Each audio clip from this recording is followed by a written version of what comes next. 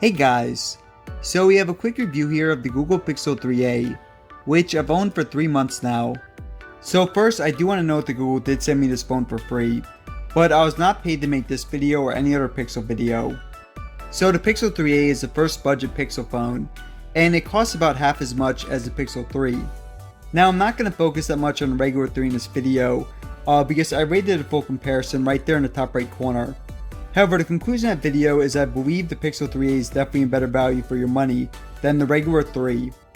The 3a is technically a mid-range phone, however it does have some flagship specs such as the camera, which I'll get to in a second. The internal is a mid-range caliber with only 4GB of RAM and the Snapdragon 670, so don't expect the most advanced games like Fortnite to run too smoothly on it. That said, for pretty much everything else but advanced games, the phone is pretty quick and smooth. I think for most people, you would definitely be happy with the speed for everyday tasks. The near stock UI is very simple and definitely one of my favorites. Also, since this is Pixel, you will be getting those day one Android updates. The 1080p OLED screen looks pretty nice, and I'm definitely glad there's not a notch this time. The battery is actually better than the battery on the Pixel 3, so it should get you through the day without any issues. The design is mostly plastic, but it looks and feels pretty sleek. It's definitely not a cheap plastic material like most mid-rangers. The fingerprint scanner on the back is not in display like some of the newer 2019 flagships, but of course that's expected. And I will say it's actually a bit more accurate than the in-display fingerprint scanners I've used. I do wish the phone had more than 64GB of internal storage, or at least micro SD card support. But once again, for most consumers the amount of storage will be enough. One very nice feature of most flagships, including the regular Pixel 3 WAC, is the headphone jack. With even Samsung now ditching the jack for the Galaxy Note 10, this is definitely a pretty awesome feature. The 3a also has dual speakers, which are pretty good quality. So first we have the 3a.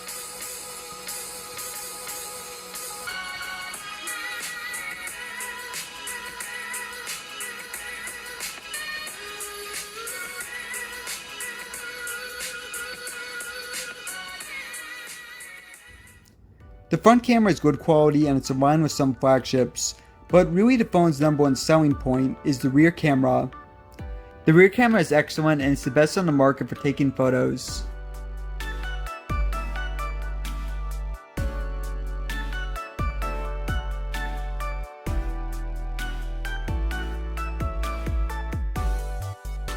It's the same lens as the 3's rear camera, and they are usually my go-to in most cases.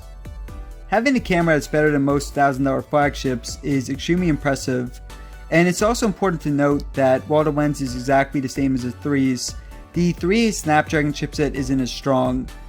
So from what I found, the photo quality between the 3 and the 3A are the same, but the 3A does take a little bit longer to process photos.